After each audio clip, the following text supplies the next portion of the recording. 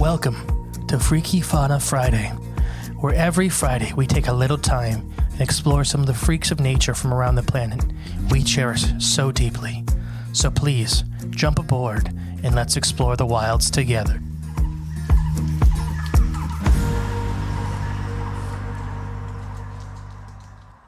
Welcome back to Freaky Fauna Friday.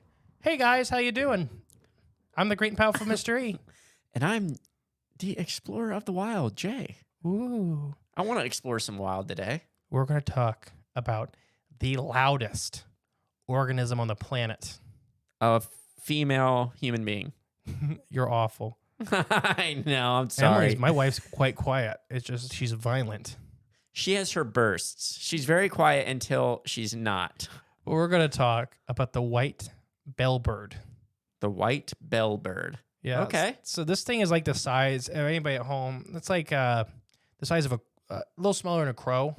Okay. And it's louder than a blue whale. Uh-huh. Yeah. Louder than? Yeah. Is it like the killdeer birds? Huh? Killdeer birds? You know what I'm talking about? Well, yes and no. I mean, you're talking about something that's on the same level.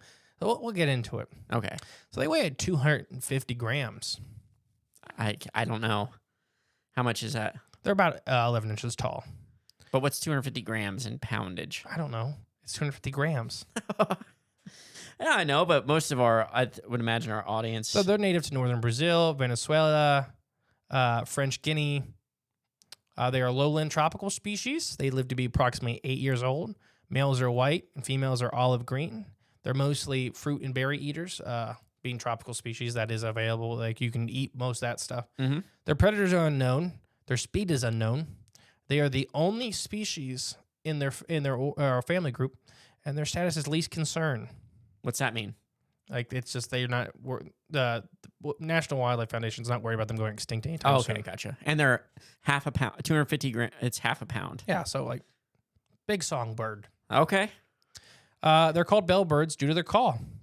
Bellbirds are named after their mating call or bird song. It sounds like a cross between a bell and an alarm. They're also called siren birds. They sound like tornado sirens. Okay. Like the X-Men siren. Yeah. These guys are the loudest birds and animals in the world. From that little thing. They can produce a very dangerously loud sound. It can be heard up to 12 miles away. Holy crap. 124 decibels. That sounds loud. Oh, it's way louder than a chainsaw. 12 miles away? Way louder than a chainsaw. It's way louder than a rock concert. Okay. It's way louder than a blue whale. It's about on par with a jetliner taking off. How? Huh? How? I mean, it'd have to hurt your ears if you were close to this thing, right? Yeah, it would kill you. It would burst your eardrums, and you would never hear it again. When I say it's dangerously loud, that means if this thing was beside you, it would probably cause a lot of internal problems. So you can't really have one as a pet, huh? No, you would be dead. Huh. You'd be at least deaf. Yeah. What? You can't have one as a pet. I mean, I don't know. Just live inside. Here's your test for it.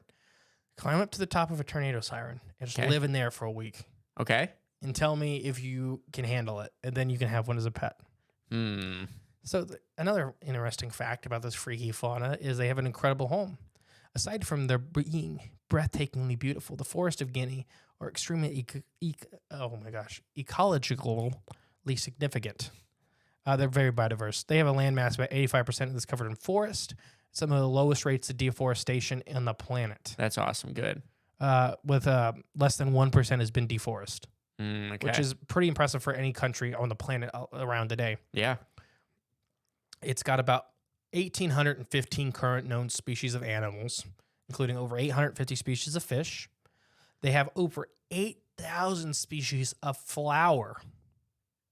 That's pretty awesome, too. It's a very interesting... Like, you ever heard of French Guinea? French Guinea? Guinea is the country. I know Papua New Guinea. Is that... That's a different country. Okay. So, no, I guess not really, no. Yeah, good. That's the point. That's the only reason it's still around. Yeah, exactly.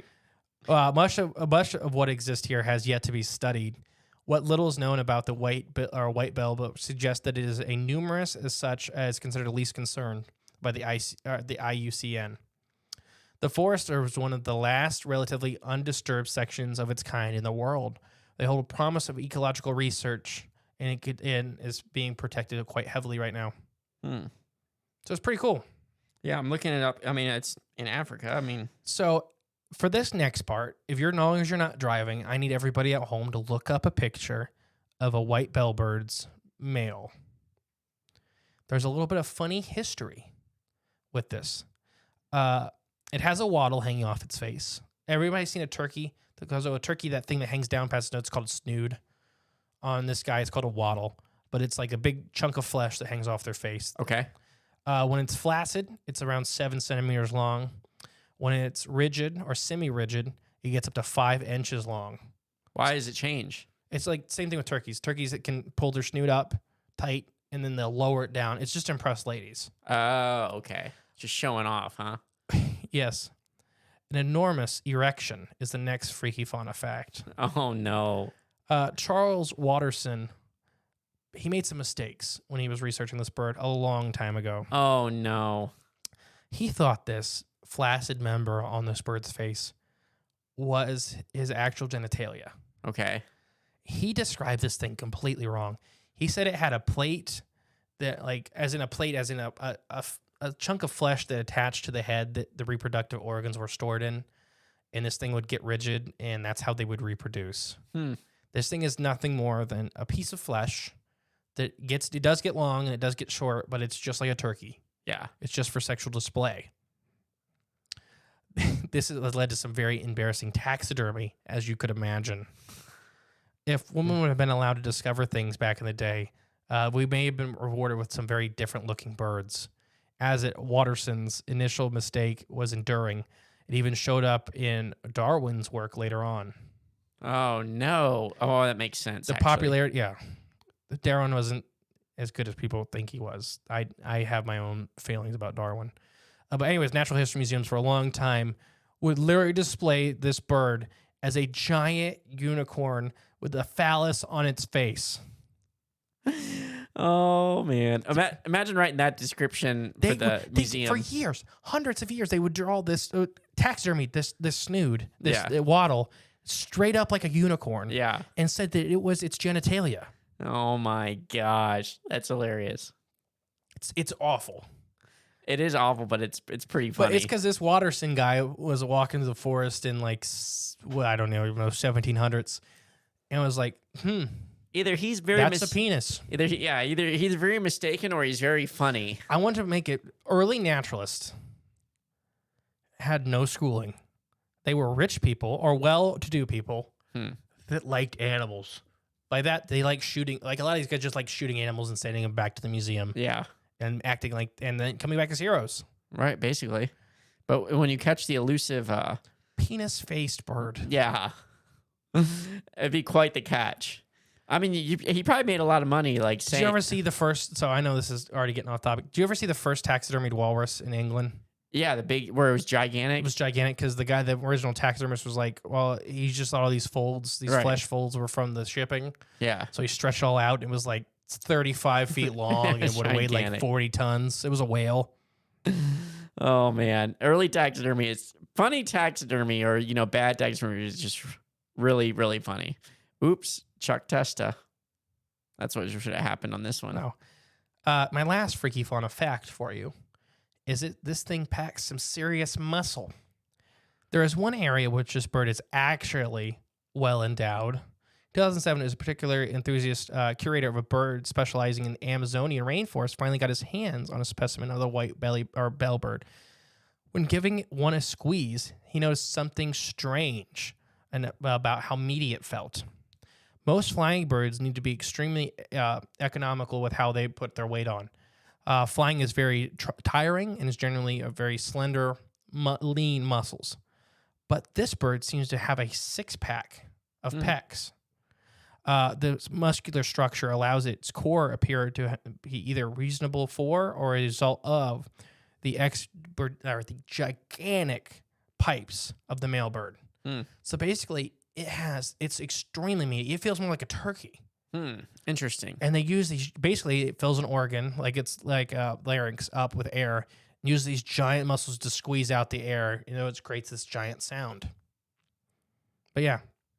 Isn't this weird? Yeah. How'd the guy like capture it and hold it to where it wasn't like melting his ears off? Oh, it was dead. Oh, okay. It was a dead specimen. He was a curator of a museum. Gotcha. It was dead. He probably shot it. Oh, he didn't shoot it. Whoever mailed him the box with the dead bird shot it. Oh, okay. Gotcha. Huh. Curators generally bellbirds. don't leave their building.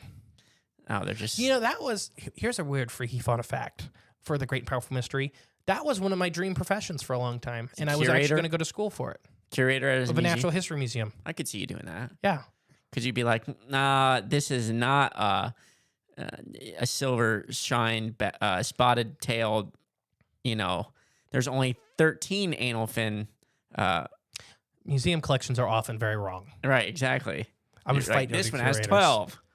So yeah, I was too tall, is what I was told when I applied. That makes sense. Most curators are under 5'3". Oh, I'm even too tall for that. Mm-hmm. Just barely, but I am. Just barely. It's all right. You must be this short to ride this ride. You're 5'3".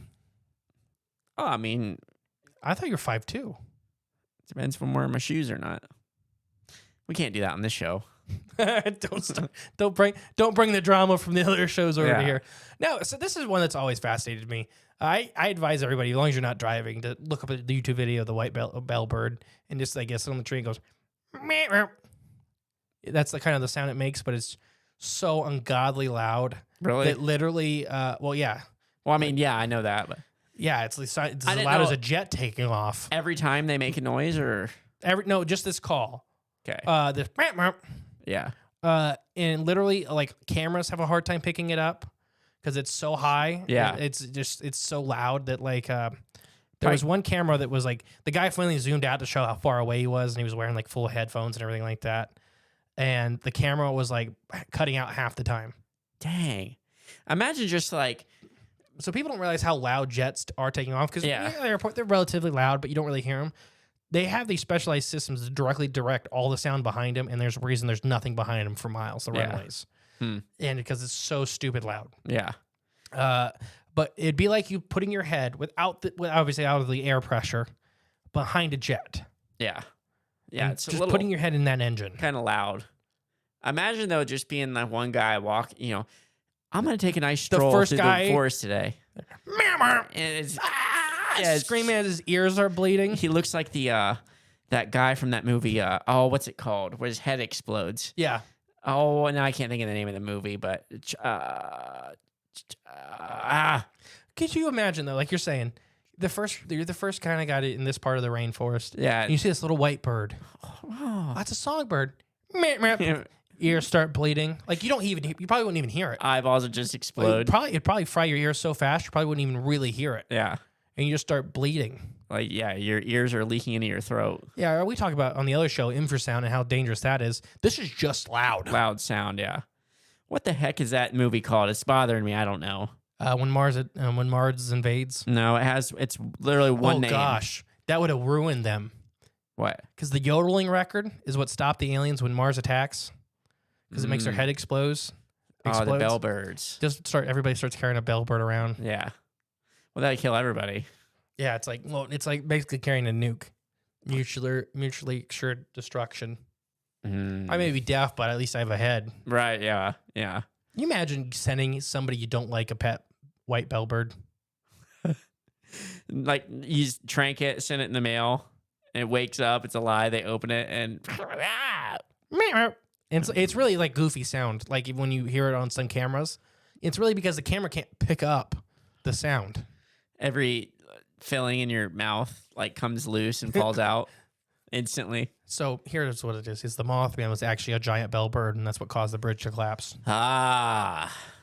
Connecting more dots. But no, isn't this a weird little animal? It is. Now, I may be mistaken, but I believe a blue whale, which you guys will be hearing more about next week. Ooh. I think they top out at 120 decibels, but they put a lot more. There's a difference between decibels and like power and like push out distance and stuff like that. There's many different ways to measure sound. It's like electricity. like watts and volts and there's all that. Yeah, there are a whole bunch of ways Amps. to measure electricity. Yeah. So decibels and frequency are kind of different. Yeah. Decibels is just a measure of how actual loud it is if you're standing in front of it. Okay. But Yeah. I think blue whales top out at 120, Okay. I have no idea. and these guys are a little bit above them. Sound electricity is weird, and magnets. It's all weird. Yeah. I've been the great and powerful mystery. I've been Jay. Hopefully, you guys enjoyed the white bellbird. You guys have a great weekend.